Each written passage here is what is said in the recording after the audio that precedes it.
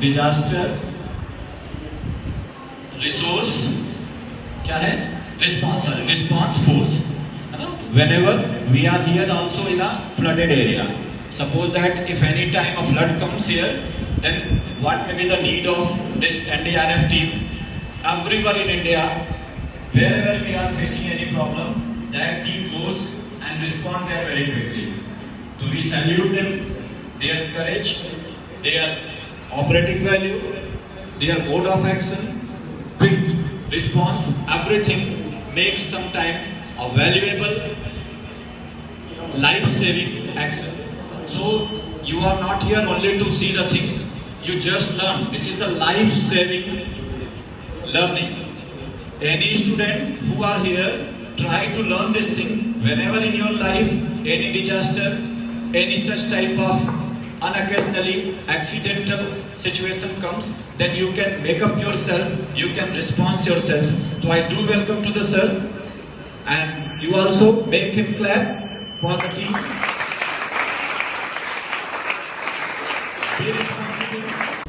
Good morning all of you. कैसे हैं आप सभी? कैसे हो? ठीक हो? तो आज हमारी टीम आपके स्कूल में एक स्कूल सेफ्टी प्रोग्राम करने के लिए आई है. तो आप लोगों के मन में तो होगा कि क्या सिखाएंगे, कुछ चल रहा होगा ना अंदर मन में. पहले कभी हुआ है सर यहाँ पे एनडीआरएफ के द्वारा या एसडीआरएफ के द्वारा? फायर का हुआ है, बाकी आपकी जैसे नहीं. अच्छा, तो आज हम जो है एक स्कूल सेफ्टी प्रोग्राम करने आए हैं. स्कूल सेफ्टी प्रोग्राम क्यों किया जाता है, इसका क्या उद्देश्य है वो भी बताएंगे. और ये सेशन 2 से 2.5 घंटे का होगा. क्यों होते हैं स्कूलों में, क्यों होते हैं, इसके कारण है.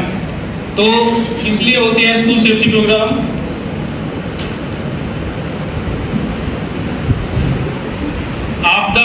आप आपदाओं से क्या समझते हैं, मतलब डिजास्टर क्या है?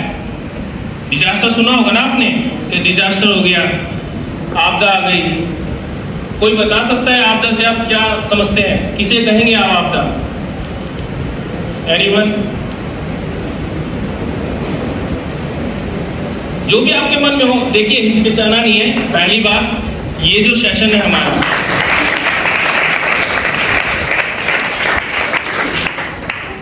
ये हमारा आज का जो सेशन है, आप इसमें बिल्कुल हेजिटेशन मत रखना अपने मन में. जो भी हम पूछते हैं कि आपके मन में कोई डाउट होता है तो हाथ खड़ा करें, हैंड राइज करें, हमसे पूछ सकते हैं. ठीक है, किसी भी समय. लेकिन मन में नहीं रखनी अगर कोई बात आपके मन में है या क्वेश्चन आ रहा है. तो मैंने सिंपल सा पूछा आपसे कि आपदा से आप क्या समझते हो, किसे कहेंगे आपदा? Any student response please. हाँ प्लीज बेटा.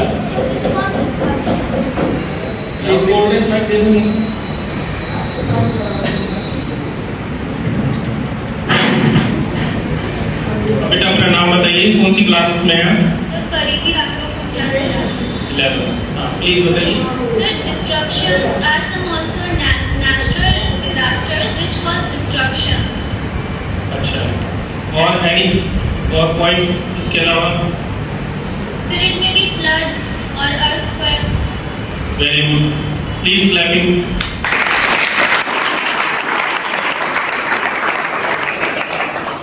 देखिए बच्चे क्या है ना, मूवी वगैरह भी देखते हैं. तो आपदा से अगर हम पूछते हैं आपदा क्या है, तो कई बार बच्चे सोचते हैं आपदा डिजास्टर की मूवी वगैरह आती है. तो क्या मूवी है आपदा, डिजास्टर मूवी? नो. ऐसी घटना या दुर्घटना, कौन सी ऐसी दुर्घटना घटना जिसमें अत्यधिक जान और माल की हानि होती है. नंबर 1, ऐसी घटना या दुर्घटना जिसमें अत्यधिक जान और माल की हानि होती है. नंबर 2, जिसमें हमारे एनवायरमेंटल डिस्टर्बेंस होता है, हमारा पर्यावरण प्रभावित होता है. तीसरी चीज,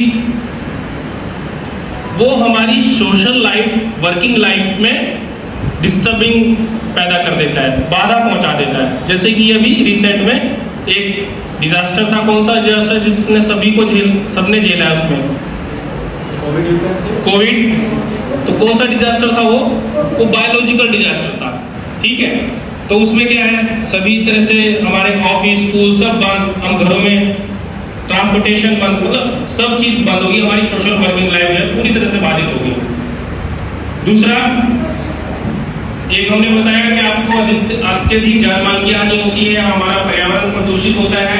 तीसरा क्या है, जब ऐसी घटनाएं होती है उसमें हमारा जो सिविल प्रशासन है, एडमिनिस्ट्रेशन है, वो उसको टैकल करने में, संभालने में असमर्थ होता है और हमें किसी दूसरी एजेंसी की या बाहरी एजेंसियों की आवश्यकता पड़ती है उसको संभालने के लिए।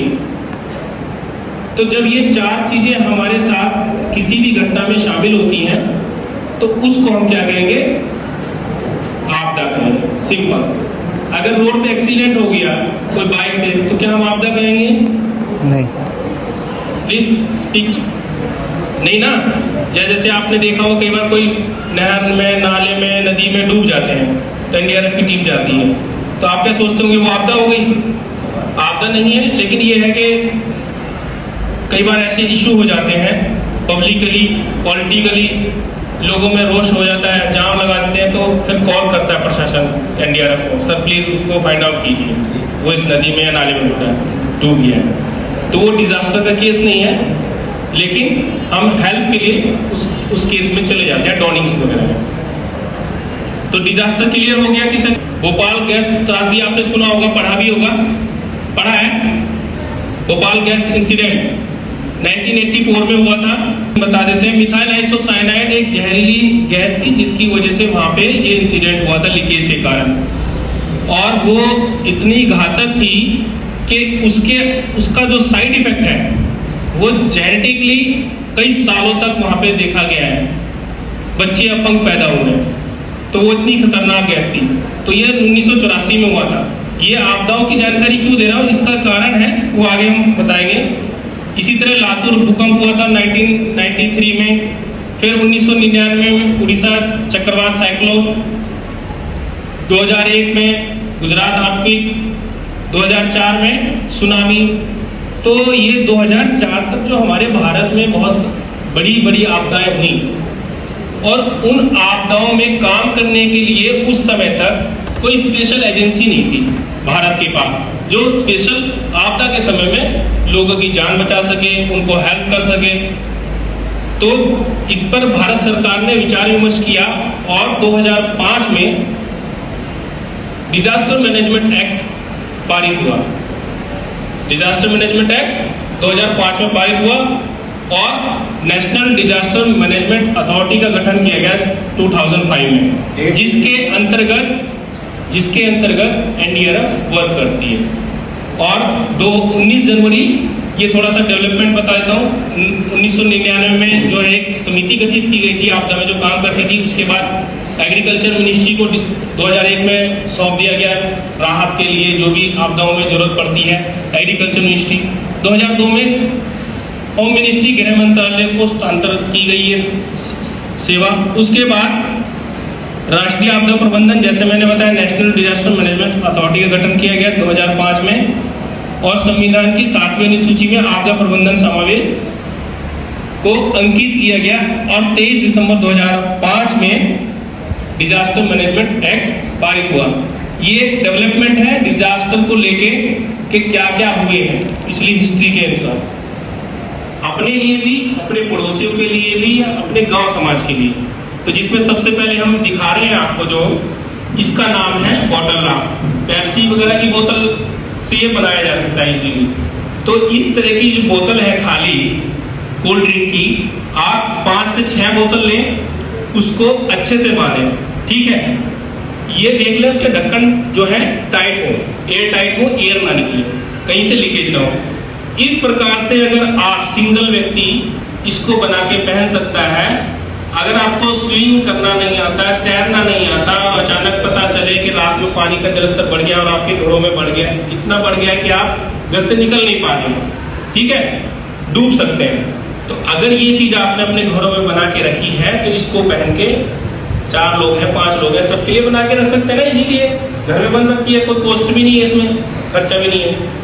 तो अगर आपने ये बना ली और इसको अच्छे से बांध लिया अपनी चेस्ट पे, तो आप क्या है, पानी पे जैसे ही लेटेंगे आपको तैरा देगा, ठीक है। और आप हल्के हल्के हाथ मारते हुए किनारे पहुंच सकते हो, या जहां पे आपको लगता है कि इस तरफ जाने से हम सेफ रहेंगे, हमारी लाइफ सेफ हो जाएगी। तो लाइफ सेविंग का बहुत ही अच्छा ये टेक्निक है, इजीली जो हम अपने घरों में बना के रख सकते हैं, खासतौर से ऐसी जगह जहाँ बाढ़, कई बार रात में मान लो पानी डैम से छूटा है और रातों रात जो है जलस्तर बढ़ जाता है। दूसरी चीज है ये ड्रम राफ्ट।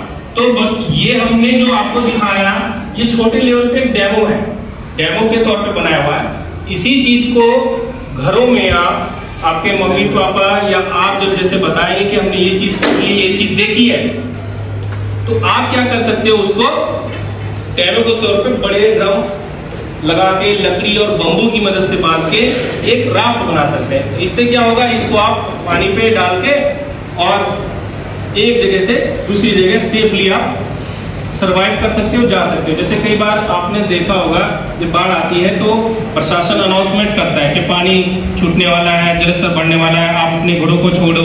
ये बाढ़ चौकियां बनी है, अधिकतर बाढ़ चौकियां स्कूल कॉलेजों में बनाई जाती है, क्योंकि वहाँ पे जगह रहती है रहने की, खाने की सुविधा हो जाती है, तो ऐसी जगहों पे बनाया जाता है बाढ़ चौकियां। तो बताया जाता है कि इस इलाके के लोग उस बाढ़ चौकी में आ जाएं अपने घरों को छोड़ के समय से, लेकिन लोग छोड़ते नहीं हैं घरों को, क्योंकि सबका सामान रहता है, पशु रहते हैं। तो उस समय जब बाढ़ आती है तो फिर एनडीआरएफ का ये वेट किया जाता है कि एनडीआरएफ आएगी, वो इवैक्यूएट करेगी।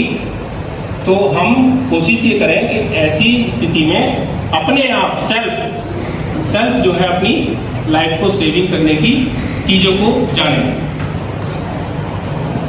तीसरी, ये भी एक बम्बू से बनाया हुआ राफ्ट है, ये मॉडल है, आप इसको बड़े स्तर पर बना सकते हो। अगला, ये हम जो दिखा रहे हैं ये आपने देखा होगा, देखा है पहले? कहाँ देखा है, कहाँ पे देखा? फास्ट बोलो। बोटिंग करते समय कहाँ पे? हाँ, नैनीताल और कई जगह बोटिंग होती है। महाकुंभ में गए थे, इलाहाबाद, अभी महाकुंभ था ना इतना बड़ा, वहां पे देखा होगा आपने, बोटिंग की आपने? की थी? गए थे, बोटिंग नहीं की? अच्छा, स्विमिंग पूल है, बहुत अच्छी बात है सर, ये तो स्विमिंग पूल है। तो हम ये इसलिए बता रहे हैं कि कभी भी आप कहीं घूमने के पर्पज से जाते हो, आप अपने पेरेंट्स के साथ, तो आप ये हमेशा लाइफ जैकेट, ये जो भी बोटिंग वाला होगा वो अपने पास रखेंगे। तो इसको ऐसे नहीं पहनना है जैसे अभी पहन ली, ऐसे पहनते हैं ना, ऐसे ही पहनते हुए देखा होगा आपने, ऐसे ही पहनते हैं। ये लाइफ नहीं बचा सकता आपकी। क्यों? अगर आपने ऐसे पहन लिया तो ये आपकी जान बचाएगा अगर पानी में गिर गया। इसमें जो ये पट्टियां दी है, स्ट्रिप दी है, इसको टाइट बांधे। अगर ये ढीला रहेगा तो जैसे अगर आप अचानक से पानी में गिर जाते हो या बोट पलट जाती है, कई बार पलट भी जाती है बोट ज्यादा लोग बैठने के कारण, उस समय अगर लाइफ जैकेट नहीं पहनी है तो, गलत तरीके से पहनी है तो आपकी जान जाने के जोखिम है। क्लियर? ये चीज आपने अपने बड़ों को भी बताना है अगर कभी आप ऐसे कहीं घूमने जाते हैं या बोटिंग करते हैं, तो लाइफ जैकेट को पहनने का ये सही तरीका है। दूसरी चीज, इस लाइफ जैकेट में थर्माकोल यूज होता है और इसकी जो टेस्टिंग कैपेसिटी है वो 72 आवर्स है, यानी कि 72 घंटे तक ये पानी में आपको डूबने नहीं देगा। चाहे आप उल्टे हो, चाहे पेट के बल लेटे, ये आपको डूबने नहीं देगा। इसकी टेस्टिंग लाइफ की हुई है 72 आवर्स, जो हमारे पास रेडीमेड है। इसको आप भी अपने घर में बना सकते हैं। कैसे? बड़े बड़े जो हमारे इक्विपमेंट आते हैं, जैसे टीवी है, फ्रिज है, कूलर है, इनके साथ थर्माकोल आता है ना, थर्माकोल आता है। उस थर्माकोल की कटिंग करके इस तरह से किसी कपड़े में आप सिल के, जो घर में कई लड़कियां भी जाती है, किसी की मम्मियां भी टेलरिंग करती होंगी या बाहर से भी हम, बहुत लोग जो है लाइफ जैकेट पहनने के बावजूद भी मरते हैं। क्यों? उन्होंने ठीक से नहीं पहना। बोटिंग करने गए, घूमने गए, सेल्फी ले रहे हैं। आजकल तो ट्रेंड है ना, कहीं भी जा रहे हैं, घूमने जा रहे हैं, बट ट्रेंड है सेल्फी हमें सोशल मीडिया पे अपलोड करना है। वही हेलमेट का है, वही हेलमेट का है। भाई अभी रोड सेफ्टी के 4 व्यक्ति को आसानी से पानी में तैरा सकता है। इसको पहनने का तरीका कैसा है वो अभी ये बताएंगे। जरूर बताओ भाई कैसे पहनेंगे हम, कैसे? कभी अगर कोई डूब रहा है तो उसको, अगर उसके पास ये लाइफ बॉय पहुंचा दें तो उसको कैसे पकड़ना चाहिए, कैसे कैरी करना चाहिए, ये भी इंपॉर्टेंट है। अकेला है तो ऐसे पकड़ेंगे, ठीक है?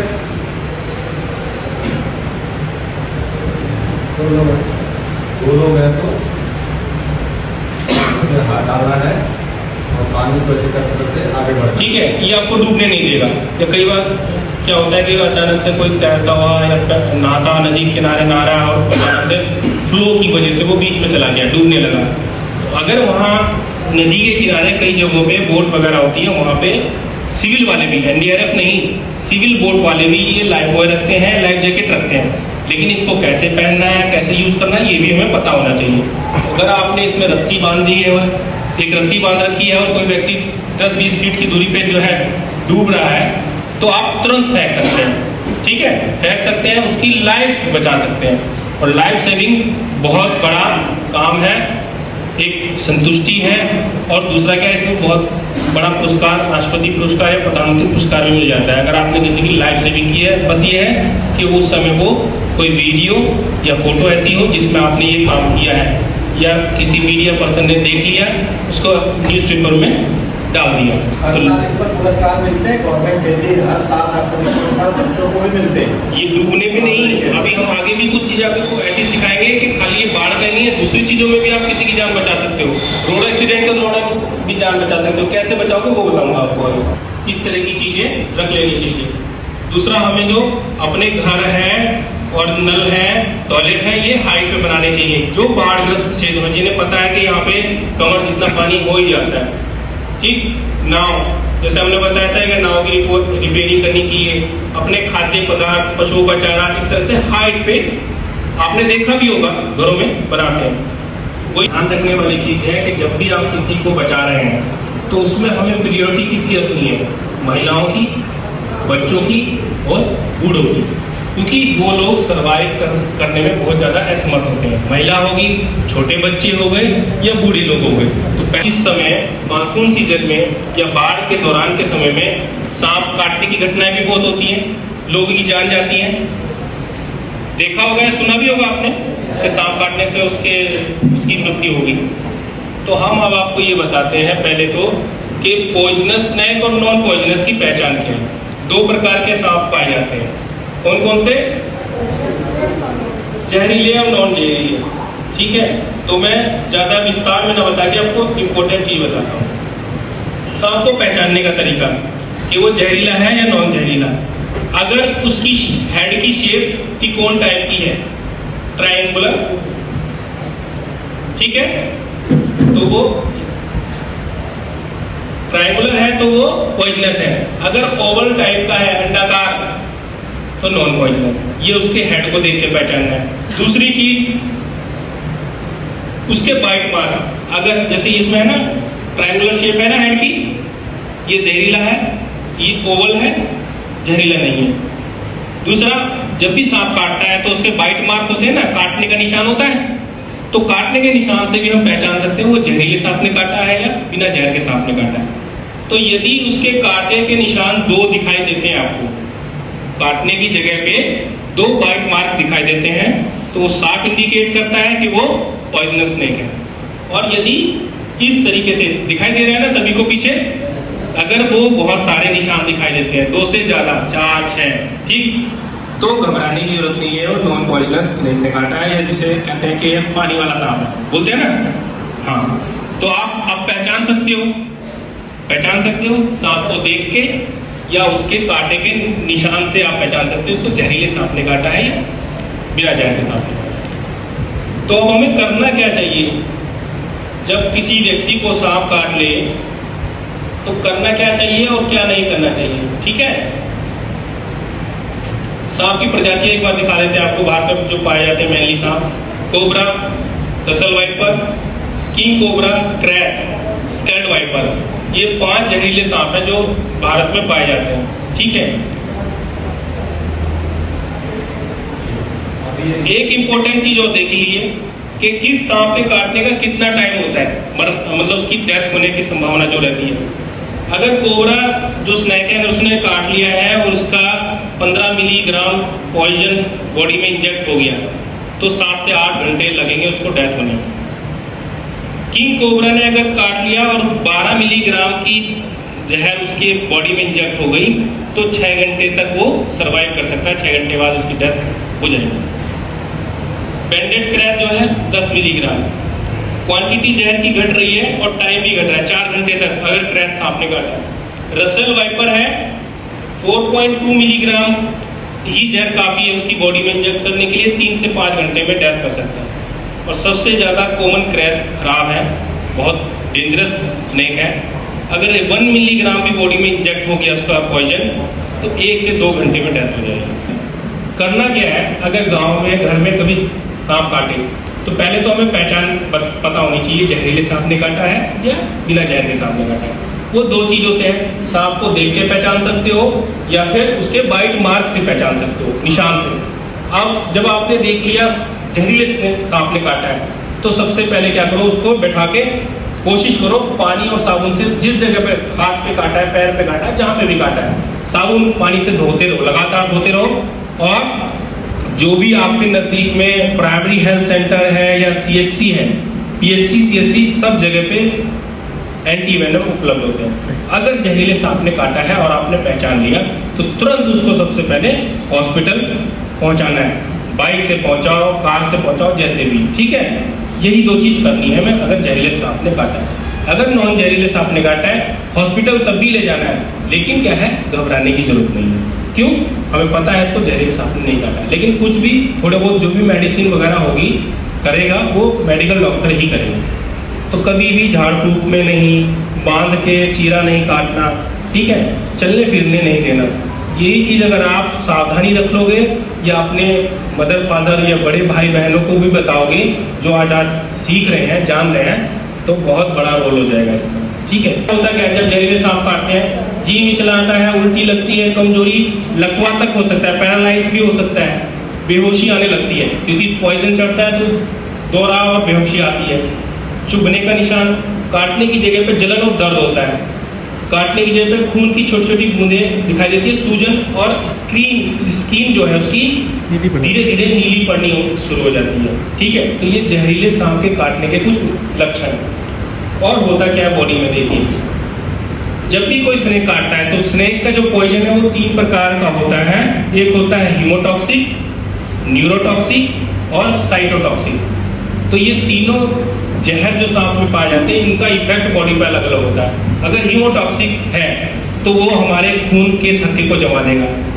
जब हमारा खून ही जम जाएगा बॉडी में तो ऑक्सीजन प्रोवाइड नहीं होगी हमारे अंगों को। हमारे शरीर के जितने भी अंग हैं सब में ऑक्सीजन कौन पहुंचाता है? कौन पहुंचाता है? ब्लड। तो ब्लड अगर रुक जाएगा, जम जाएगा, ऑक्सीजन नहीं मिलेगी अंगों को तो डेथ हो जाएगी। तो वो हीमोटॉक्सिक की वजह से होता है। दूसरा हमारा जो सेंट्रल नर्व सिस्टम है, न्यूरोटॉक्सिक जो पॉइजन होता है वो हमारे सेंट्रल नर्व सिस्टम को एकदम से ब्लॉक कर देता है। अब जब मेन सेंटर ही बंद हो जाएगा तो शरीर में कोई गतिविधि नहीं होगी, ठीक है, उसके कारण डेथ होती है। और तीसरा एक पॉइजन जो होता है साइटोटॉक्सिक, उसमें क्या होता है, अब इसमें कई लोग गांव में क्या करते हैं, वो बोलते हैं, जो हमने सुना है कि पूछिया सांप ने पूंछ मार दी, ये सड़ने लगा। सुना है कुछ ऐसा?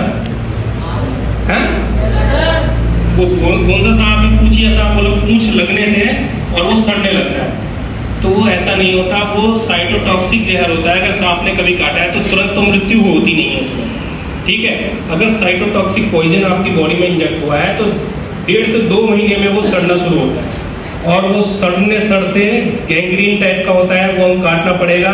कई बार जो है उसमें भी लोगों की डेथ हो जाती है, बचा नहीं पाते हैं, काला पड़ जाता है, बिल्कुल एकदम जला हुआ जैसा सड़ जाता है, वो साइटोटॉक्सिक जहर के कारण होता है। अब इसकी जो PHT है या फर्स्ट एड है सांप के काटने पे, क्या है, रोगी को सुरक्षित स्थान पे ले जाए। मान लो किसी घास फूस में काट दिया, खेत में काट दिया, तो हमें वहीं नहीं रखना, उसको उठा के किसी सेफ प्लेस पे लाना है। सांप काटे व्यक्ति को सांत्वना दें, सांस बढ़ाएं। जैसे किसी को सांप ने काटा, आप जान चुके हैं ये बिना जहर का सांप है, तो आप बोलें, उसको सांत्वना दें, इमोशनल सपोर्ट दें, अरे घबराने की जरूरत नहीं है, ये सांप जहरीला नहीं था, ये मैं जानता हूँ, मैंने पढ़ाई की है, मैंने देखा है थोड़ी, और ये जो है आपको जो काटने के निशान से बता रहा है ये जहरीला सांप नहीं था। तो इस इमोशनल सपोर्ट से क्या है, उसको पैनिक नहीं होगा, घबराएगा नहीं। कुछ केस ऐसे भी होते हैं बिना जहर के सांप ने काटा और बंदे की मृत्यु हो गई, मतलब उस व्यक्ति की। क्यों? घबरा गया, इतना हार्ट अटैक आ गया उसको, इतना पैनिक हो गया वो कि वो जैसा सोचने लगा वैसा उसके बॉडी में पॉइजन रिलीज हो गया, जबकि पॉइजन इंजेक्ट नहीं हुआ था। तो ये एक चीज जो है इमोशनल सपोर्ट, सांत्वना देना, ये बहुत इंपॉर्टेंट है। जब भी आप किसी को फर्स्ट एड दें, अभी फर्स्ट एड हम सिखाएंगे कैसे फर्स्ट एड देते हैं, तो इमोशनल सपोर्ट बहुत जरूरी होता है। कटे स्थान पर साबुन पानी से धुलाई करें, रोगी को सोने ना दें, ठीक है, जैसे वो सोने की कोशिश करेगा, आंखें बंद करेगा, सोने ना दें। स्प्लिंटिंग करें और जिस हरकत को रोका जा सके। स्प्लिंटिंग क्या होती है वो हम बताएंगे फ्रैक्चर के केस में कि फ्रैक्चर को कैसे स्प्लिट किया जाता है। तो अगर पैर में काटा है तो स्प्लिट कर दें ताकि वो मूवमेंट ना करे, अपने पैरों को हिलाए डुलाए ना, उसको बोलते हैं स्प्लिंटिंग। प्रिकॉशन में आपको पर्सनल प्रोटेक्टिव इक्विपमेंट पीपी पहनना है, हो सके तो प्रोफेशनली तरीके से बता रहा हूँ। तो पीपी में क्या है, मास्क लगा लिया, ग्लव्स पहन लिए, ठीक है, ताकि हमें कोई इन्फेक्शन ना हो। और इस तरह की चीजें जब हम मेडिकली किसी को फर्स्ट एड दे रहे हैं तो उसका जो ब्लड में अगर कोई ऐसी चीजें है तो आपको खून दिखेगा, चोट तो नहीं दिखेगी ना। अगर बाजू में है, पैर में है, तो एक्सपोज द वुंड, यानी कि उस चोट को पहले एक्सपोज करेंगे कैसे, सीजर से, कैंची से उस जगह के कपड़े को काट लें, तब तो आपको चोट दिखाई देगी कितनी है, ज्यादा है, कम है। जब आपने एक्सपोज वुंड कर लिया, यहाँ पे काट के नहीं दिखा रहे, मान लो ये हो गया एक्सपोज वुंड, यहाँ चोट लगी थी और इनका कैंची से कपड़ा काट दिया हमने, एक्सपोज हो गई वुंड। अब हमें दिखाई देगा चोट कितनी है, कितनी गहरी है। अब हमें क्या करेंगे, इसको ब्लड कंट्रोल करेंगे। तो ब्लड कंट्रोल के मेथड हैं 4। कौन कौन से मेथड है? डायरेक्ट प्रेशर, आप लोग घर में भी करते होंगे, अभी देखोगे तो याद आ जाएगा। Direct pressure, elevation, pressure point और टॉर्निकेट। तो ये चारों मेथड अब हमारे रेस्क्यूअर द्वारा आपको दिखाए जाएंगे और इसको कब कब करेंगे ये भी बताएंगे। कहीं भी चोट लगता है तो ब्लड निकलेगा। सबसे पहले हम क्या करेंगे, कपड़े को हटाएंगे, चेक करेंगे चोट कैसी लगी है। उसके बाद हमें क्या करना है, चोट को थोड़ा साफ करना है, क्योंकि डस्ट है, कोई लकड़ी चुभी है या कुछ भी है, उसको क्या करना है, हमें एक साफ कपड़ा या हमारे पास एक गॉज पीस है, इसको क्या करेंगे, हम उसको पहले साफ करेंगे।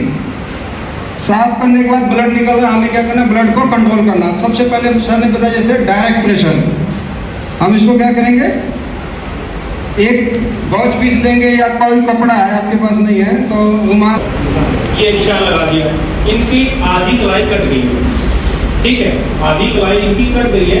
तो आप क्या फर्स्ट एड करोगे, माइक छोड़ दो, आप चीजें ले लो, पट्टी ले लो, गॉज पीस ले लो और थोड़ा बताओ। गुड, ठीक है, इस तरफ हाँ, प्रेशर पॉइंट पे गुड, कहाँ पे है प्रेशर पॉइंट, कहाँ पे है, एक मिनट ऐसे पकड़ो, 4 मिनट से जो डायरेक्ट प्रेशर है, यस, ये है सही तरीका, हाँ यस। तो कहाँ प्रेशर पॉइंट, प्रेशर पॉइंट जो आपकी कोहनी है ना, कोहनी से ऊपर, ये देखो जो हमारा मोटा मसल्स है, ये मोटा मसल्स है, सैंपल ज़्यादा होते हैं, तो हमें इस तरीके से करना है, ठीक है। और इसके बाद जब हमने ये चीज़ कर ली, अब क्या करना है हमें, उनको जल्द से जल्द हॉस्पिटल ले जाना है, चाहे वो नज़दीक में है, बाइक पे ले जाओ, कार में ले जाओ, या इमरजेंसी मेडिकल सर्विस, क्या नंबर है उसका, आप ईएमएस को भी कॉल कर सकते हो, नंबर बताइए, इमरजेंसी मेडिकल सर्विस का 108 या 112, ठीक है। ये भी आपको पता होना चाहिए, कभी कोई ऐसी इमरजेंसी होती है तो हम किसको कॉल करेंगे, इमरजेंसी मेडिकल सर्विस 108 या 112 को। तो वो आपके लोकेशन पे आएगी जहाँ वो इंजर्ड पर्सन है, फिर वो एम्बुलेंस में आपको लेके जाएगी। तरीके से बांध दिए, ओपन करके नहीं बांधा गया और ऐसे नहीं किया, बस तो रोडवेज की बस को जबरदस्ती रोक करके इसी तरीके से हम 2-4 लोग मिल करके उनको अंदर कर दिया। हमें लगा कि हमने बड़ा अच्छा काम कर दिया, लेकिन उनकी जान नहीं बच पाई। क्यों? क्योंकि ये प्रॉपर मेथड नहीं अपनाया गया। आप समझ रहे बात को? बाद में उनके घर वाले आए, उनको थैंक्स भी करने आए, लेकिन हमें अच्छा इसलिए नहीं लगा क्योंकि हम अगर ब्लड रोक देते तो शायद मिल जाता। उनकी बिटिया भी थी, उसमें 2 गर्ल्स थी, वो तो ज़्यादा उन्हें नहीं आई, तो फिर फादर को आ गई थी। तो ये आपको जानना जरूरी है कि कभी आप ऐसे हो तो आप अपनी लाइफ सेविंग का कर सकते हैं, ठीक है। तो इसे हल्के में ना लें आपको, मेरी बात आ रही समझ में। एक चांस मिला था मुझे, मैं कुछ कर नहीं पाया। बहुत अच्छा देखो सर, लाइव एग्जाम्पल बहुत स्कल टूट गया है चोट लगने के कारण, कोई चीज लगी ऐसा पटाख तो ब्लड निकलता है। इस केस में क्या करेंगे, अगर आप प्रोफेशनली तरीके से जानना चाहते हैं, कोशिश कीजिए सबसे पहले हेयर रिमूव कीजिए कैंची से, कैंची वगैरह से, जैसे डॉक्टर करते हैं। हेयर रिमूव करेंगे तभी आपको पूरी चोट दिखेगी। फिर हमारा जो मेडिकल व्यापार बैग में रहती है, गोज पीस रहते हैं, उसे हम थोड़ा सा साफ करेंगे। कोई कंकड़ पत्थर या किसी तरह की चीज़ तो नहीं है, ठीक है, बारीक से बारीक। जब उसको थोड़ा साफ कर देंगे उसके बाद उस पर हम ये लगा के गोज पीस और उसको ट्रायंगुलर बैंडेज से बांधेंगे। चोट ज़्यादा होगी तो इसकी मोटाई बढ़ानी है, सिंपल है। चोट ज़्यादा है तो ये जो आप लगा रहे हैं, आप रुमाल लगा रहे हैं, वो कपड़ा लगा रहे हैं, इसकी मोटाई को बढ़ा देना है अगर गहरी चोट है, क्योंकि ब्लड ज़्यादा निकलेगा। तो जैसे ही आपने वो हेयर रिमूव किया, चोट देखी गहरी है, खून ज़्यादा ऐसा है, तो आपने इसकी मोटाई बढ़ा दी। मोटाई बढ़ा के आप क्या है, ट्रायंगुलर बैंडेज से बांधना है। ट्रायंगुलर बैंडेज कैसे लगाएंगे, नॉर्मल चोट लगी है तो क्या करेंगे, इसको एक गोल पीस लगाएं। वो बता दिया मैंने, आगे करो ना, टाइम भी तो आगे भी करना है। हम क्या करेंगे, ट्रायंगुलर बैंडेज लेंगे, कपड़ा लेके कोई भी है, आप चादर से, बना सकते हैं, गमछे से, तौलिए से भी बना सकते हैं। तीन कोन की एक बैंडेज लेनी है, ठीक है। उसमें इस तरह से आपको सर पे बांधना है। पीछे से दिखाओ कैसे करते हैं। इस तरीके से बांध दिया, एक नट लगाया, उसको क्या टाइट करना है, एक गांठ लगा के टाइट कर दिया। फिर इनको क्या करना है, ये हम बैंडेजिंग कर रहे हैं, ठीक है। और हमने ब्लड कंट्रोल के लिए क्या लगा दिया है, मोटाई में कपड़ा लगा दिया है या गॉज पीस लगा दिया है, जो कि रोक के रखेगा ब्लड को बाहर आने से। अगर वो पूरा ब्लड भीग जाता है तो उसको चेंज करना है? नहीं, चेंज नहीं करना है। क्यों, इसलिए चेंज नहीं करना है, आप चेंज करोगे फिर ब्लड नया निकलेगा तो धीरे धीरे क्लॉट होता रहेगा। ये आपने इसलिए कर लिया है कि डायरेक्ट चोट से जो खून निकलता है वो ज़्यादा निकलता है, लेकिन आपने कुछ तो अवरोध पहुंचाया ना उसको। आपने मोटाई में, थिकनेस में पट्टी लगा दी और इस तरह से बांध दिया, और हमें इसको बिठा के थोड़ी रखना है। अब इस पेशेंट को क्या करना है, हॉस्पिटलाइज करना है ना, वहाँ पे इसकी स्टिचिंग होगी और फर्दर जो मेडिकल ट्रीटमेंट है वो होगा। हमने खुली चोट से जो खून बह रहा था, जैसे सर बता रहे हैं कि अगर मैं थोड़ा सा ये जानता तो उसका ब्लड कंट्रोल थोड़ा कर देते तो शायद उसकी जान हॉस्पिटल जाने के बाद ट्रीटमेंट के दौरान बच जाती। तो वो इसीलिए नहीं हुआ कि आपने थोड़ा बहुत इस तरह से उसको राहत नहीं पहुँचाई। तो इतनी राहत अगर पहुँचा देते हैं तो ब्लड जो बह रहा है उसमें कमी आ जाएगी, काफ़ी मात्रा में ब्लड उसका बच जाएगा बाहर बहने से। बस ये जैसे सर आप बोले थे यहाँ कट गया है, इसको क्या करना है, ऐसे बस लेना है, कपड़ा फोल्ड करना है, लिया, कुछ लगाना है, जैसे आप रुमाल लगाओ, कपड़ा लगाओ, लगाना है, ताकि वो उसको दबा के रखे। ये देखिए ध्यान, जो हमने पहले बताया था, इमोशनल सपोर्ट जरूर देना है, ठीक है। सांत्वना देनी है कि घबराइए मत, अब आपकी मैंने पट्टी कर दी है, चिंता करने की जरूरत नहीं है, अब आपको मैं हॉस्पिटल ले जाऊंगा, उसको लेके ऐसे बांध देना है, ऐसे कर देंगे और बाकी उसकी पट्टी इस तरीके से कर देंगे। बात है तो जब आप उसको हॉस्पिटल ले जाओगे तो उसकी आंख सुरक्षित रह सकती है, खराब नहीं होगी, ठीक है। हॉस्पिटल ले जाना ही है हमें अल्टीमेटली, लेकिन हम फर्स्ट एड हाथ से अंदर ना डालें, ठीक है ना? बात समझ गए ना, कैसे ये एक कप लिया छोटा सा, उसमें एक पट्टी की या कॉटन डाला गीला करने के लिए, हल्का गीला करके डाला ताकि उस आंख को मॉइस्चर रहे, प्रदान हो, और उसको ऐसे करके पट्टी बांध देंगे। इसमें दिखा रखा है इंटरनल ऑब्जेक्ट, आंख में कोई चीज घुस गई है, उसको स्टेबल किया हुआ पिक्चर में, ठीक है। दोनों चीजें कर सकते हैं आप, अगर कुछ घुस गया है तो भी दोनों ही आंख कवर करनी है, क्योंकि एक आंख का मूवमेंट होगा तो ये भी हिलेगी, इसलिए आंखें दोनों ही कवर करना। एक आंख में लगेगी तब भी दोनों को ढकना है ताकि वो एक बार ही चलाए नहीं ज्यादा। हाँ। अंदर वो चलेगी ना दूसरे में दिक्कत होगी, हरकत होगी। ये जल्दी जल्दी बता रहा हूँ क्योंकि टाइम थोड़ा कम है यार। अच्छा, ये आ गया हम फर्स्ट एड पे, जैसे हाथ में फ्रैक्चर हो गया तो हमारे पास जो स्प्लिंटिंग करने की चीजें हैं, ये है हमारे कन्फर्मिंग स्प्लिंट, मतलब इसको जैसा आकार देना चाहे वैसा ये मुड़ जाता है, ठीक है। तो थोड़ा हार्ड रहता है, जैसा भी मोड़ेंगे वैसे रहेगा। इसको बोलते हैं कन्फर्मिंग स्प्लिंट, ये होता है रिजिड स्प्लिंट, मतलब ये थोड़ा सख्त होता है, ये लकड़ी का बना होता है, इसमें अमूमन लकड़ी रहती है, ठीक है, तो लकड़ी के बने होते हैं। साइज अलग अलग है, जैसी जगह लगाना है, हाथ में फ्रैक्चर है तो हाथ में लगाएंगे, पैर में है तो लंबा वाला भी है, बड़ा वाला बताओ, मूवमेंट बचाने के लिए है ना, टूटने का मूवमेंट नहीं होगा। ठीक, तो ये तो हो गया हमारा मेडिकल MFR बैग में जो उपलब्ध है, लेकिन आपके पास तो नहीं है। फिर हमें क्या करना है, पूछना है हमारे को में जाकर पैसा है, चेक करेंगे, जहाँ टच करेंगे दर्द होगा तो ऑटोमेटिक पता लग जाएगा, ये बोलेंगे ना करेंगे। हमें क्या करना है, उस चोट के दाएं बाएं स्केटिंग करना है। तो जब हमारे पास ये है, ये आपके पास नहीं क्या करना, बुक से हो जाएगा, कॉपी है, लकड़ी है, फिट है, तो हमें क्या करना है, इसको मुझते रहना है। अगर आप सिंगल हो, यहाँ पे चलो ये दो लोग काम कर रहे हैं, आप सिंगल है तो उनसे कहिए थोड़ा सा पकड़िए, दूसरे हाथ से सपोर्ट ये थोड़ा सा करेंगे। इसको पकड़िए, मैं आपका हेल्प कर रहा हूँ, आपकी मीटिंग कर रहा हूँ। उसके बाद क्या करना, वही जैसे कपड़ा है कोई भी है, हमारे पास एक अंदर में इसको फोल्ड करना है और दो जगह इसको बंद लगाना, इसको स्टेबल करना है।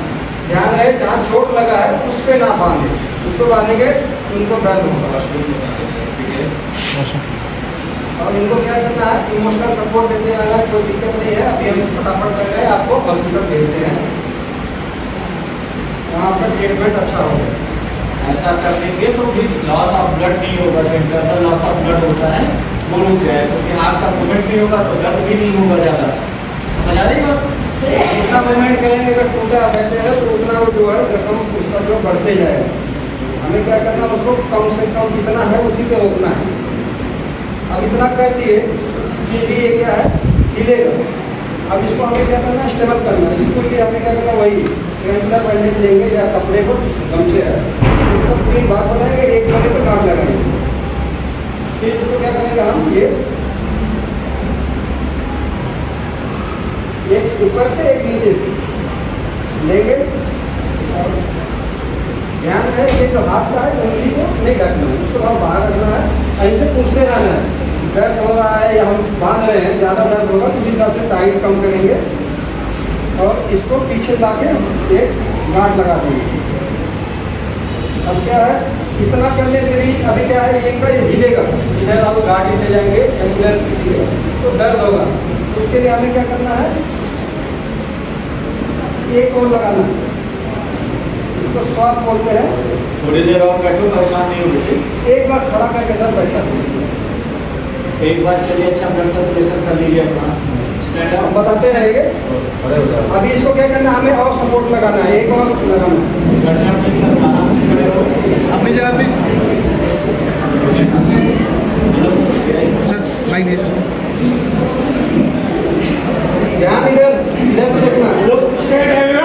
हेलो, स्टेबल हो जाएगा। आपके ब्लड सर्कुलेशन के लिए आपको किया है भाई, ठीक है। देखिए इधर चेस्ट से भी बांध दिया, रुक गया है। अब ऐसे करने से इसको देखो, pull the pin in the handle, aim the nozzle of the base of fire, squeeze the lever और sweep the fire। तो सबसे पहले आपको क्या करना है, जो पिन है इसमें इसको निकालना है, ठीक है। उसके बाद जो नोजल है जहां पे आग लगी है उसकी तरफ नोजल कर देना है, नंबर 2। नंबर 3, इसका लीवर दबाना है, लीवर है ना, इसको दबाएंगे तो इसमें, और धीरे धीरे दबाना है, एकदम दबाओगे तो बहुत तेजी से निकलेगा जो भी केमिकल है इसमें, ठीक है। और चौथी चीज है कि उस आग के बेस पे आपने right to left, left to right sweep, oxygen रोकना है उसकी, ठीक है ना, एक लेयर बना लेगा, ऑक्सीजन उसकी रोकनी है। इससे आप आग बुझा सकते हैं, छोटी आग को, इससे, ये छोटा सिलेंडर है। तो इस्तेमाल करने का तरीका, ऑपरेट करने का तरीका यही है, सिंपल फास्ट। अभी किसी को अगर इसमें डाउट है तो पूछिए।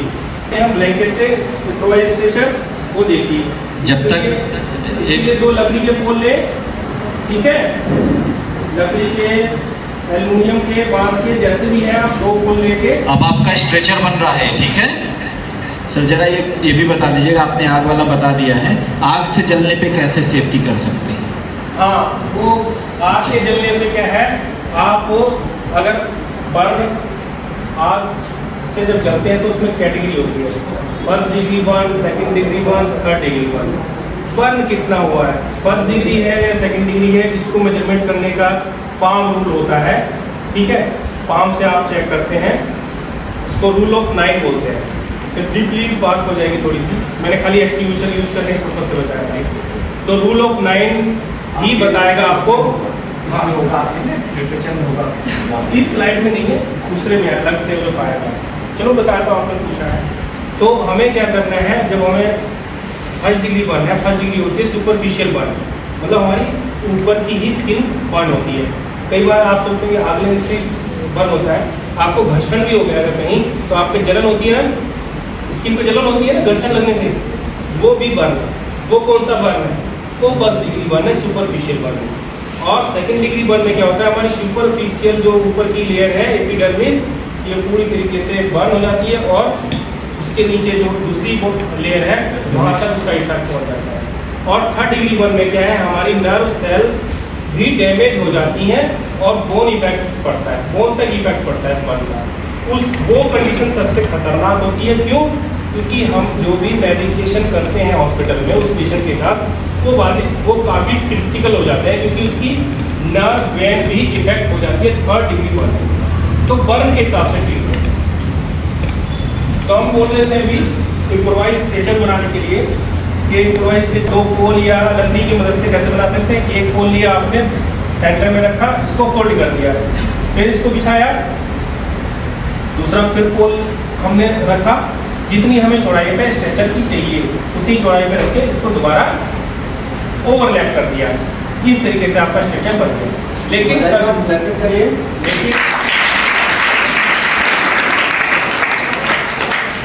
लेकिन स्ट्रेचर बनाने के बाद हमें इसकी जो है स्ट्रेंथ चेक करनी है। तो बना तो लिया, लेकिन मजबूत है कि नहीं ये चेक करेंगे कि हमने बना के रखा, किसी दिन जरूरत पड़ी किसी को पेशेंट को उठाने की, पता चले उस दिन टूट गया। तो जब भी स्ट्रेचर बनाए उसकी क्षमता को चेक कर लेते। तो पेट के बल लेटे और दोनों हाथ जमीन की तरफ, अगर ये टूटता है तो हम हाथ का सपोर्ट ले लेंगे। ठीक है, ये तरीका है चेक। समझ आ रही बात सभी को? जब भी हम चेक करेंगे इसको पीठ की बल लेट के नहीं चेक करना है किसी को उठाना, याद पेट रखना। की बल, ताकि हमारे दोनों हाथ सपोर्ट में हैं। अगर ये गोल वगैरह कमजोर है डाउन, या तो छोड़ दिया मैंने बाई चांस तो भी बच्चे जाओ। तो अब हमने ये चेक कर लिया कि हमारा ये स्ट्रेचर जो बनाया है ना, आप बना सकते हो। अब बन जाएगा। जल्दी आप क्विक आओ, जो जल्दी से बना के दिखाएंगे हमको।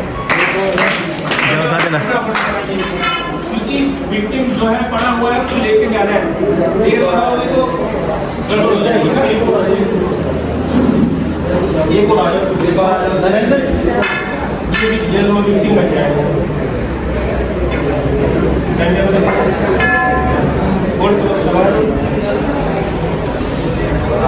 वेरी गुड, बट दिशा दो क्विक। हाँ, जितना जल्दी करोगे ज़्यादा चढ़ाई नहीं रखनी, कंफर्ट बन गया। Good sound. अब आप पेट के बल लेट जाइए, पेट के बल, हाँ दोनों हाथ बाहर, यस उठाइए। ये है चेक करने का तरीका। ठीक है,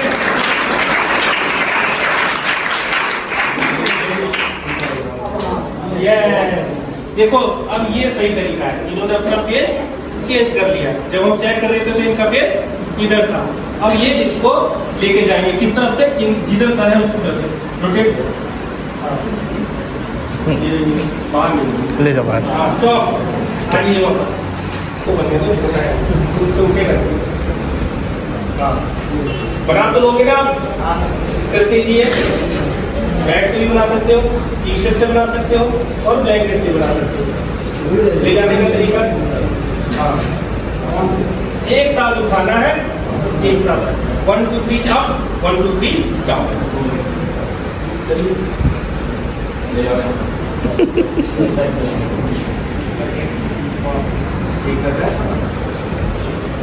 मौका है कि आप सामने से सीखेंगे।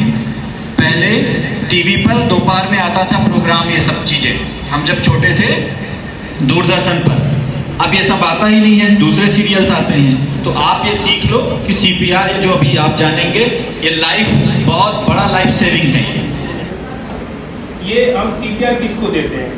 अगर कोई हमें व्यक्ति अचानक से, क्या होता है हमारा हार्ट अटैक की वजह से जब जान चली जाती है तो हमारा हार्ट जो है काम करना बंद कर देता है।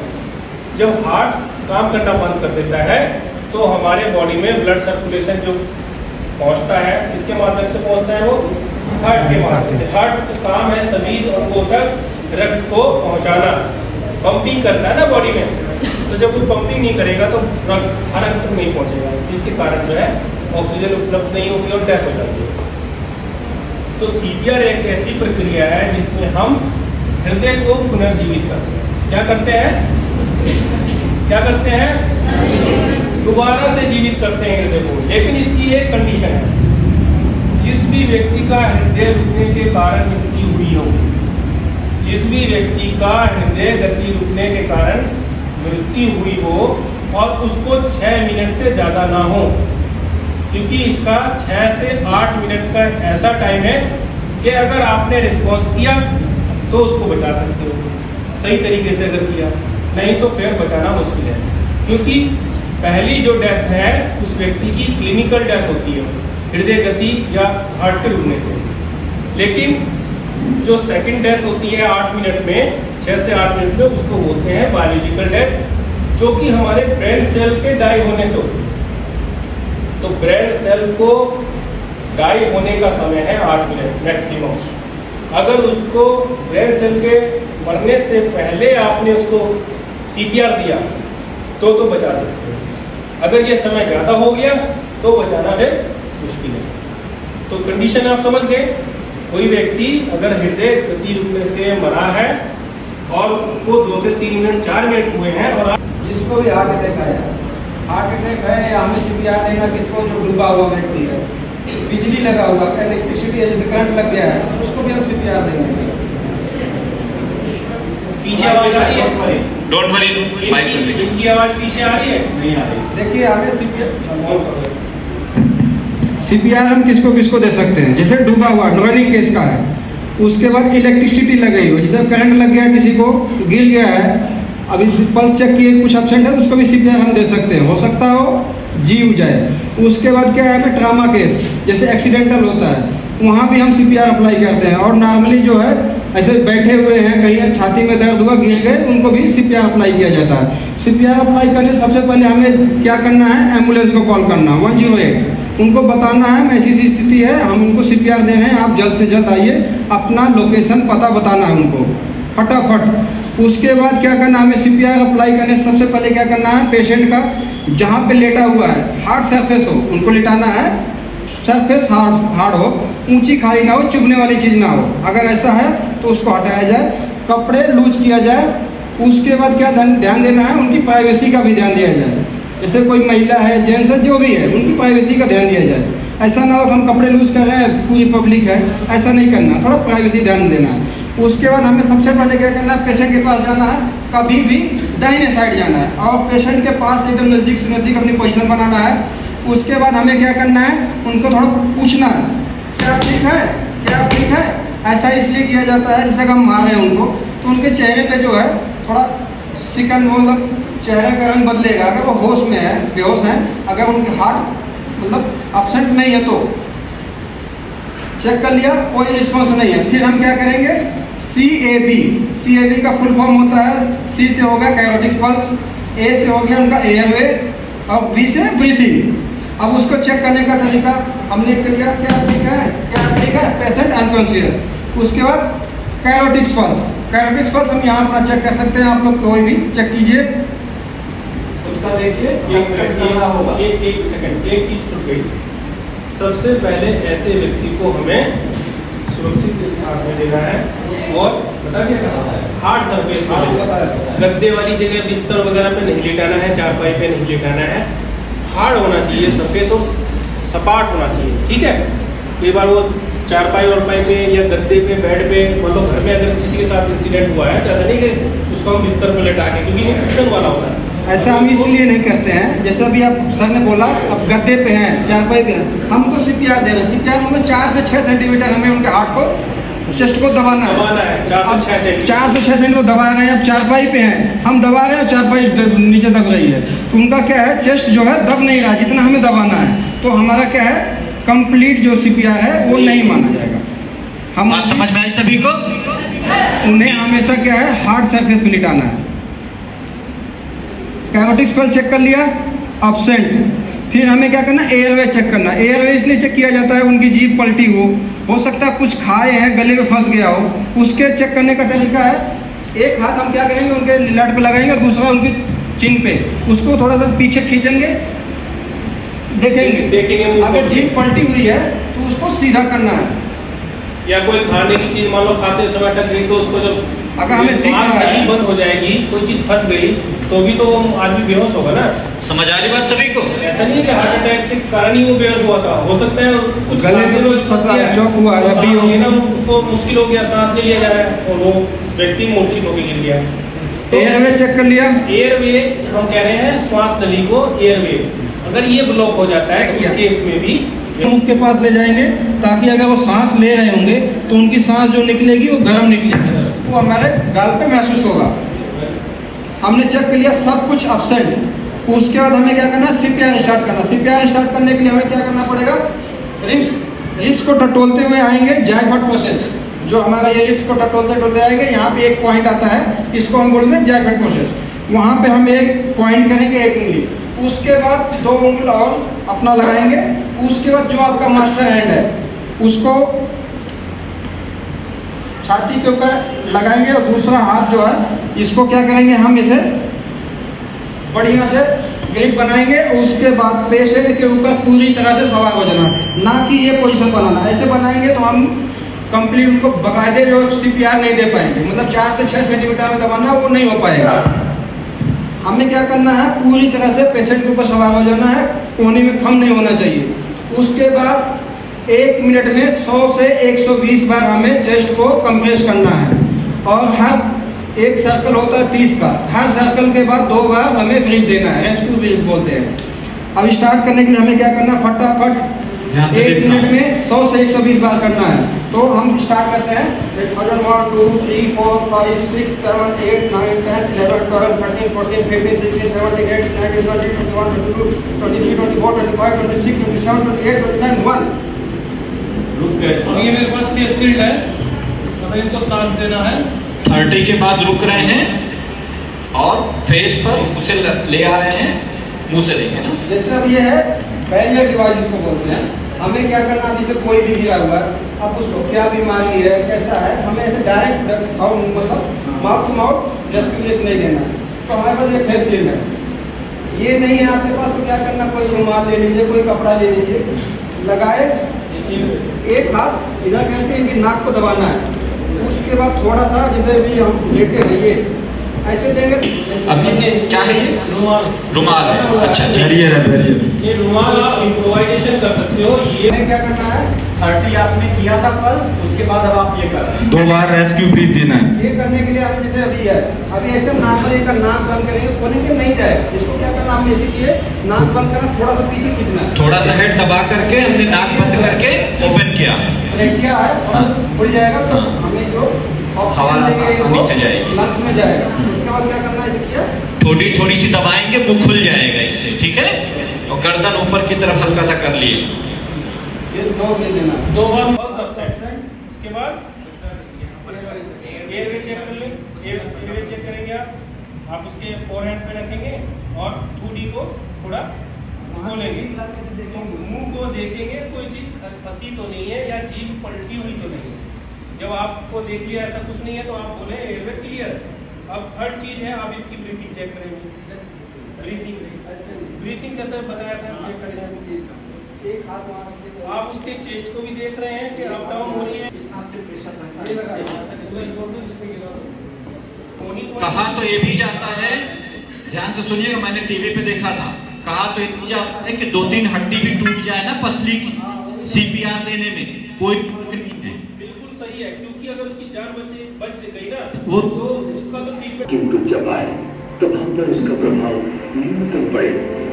इसके लिए जरूरी है आपदा तैयारी।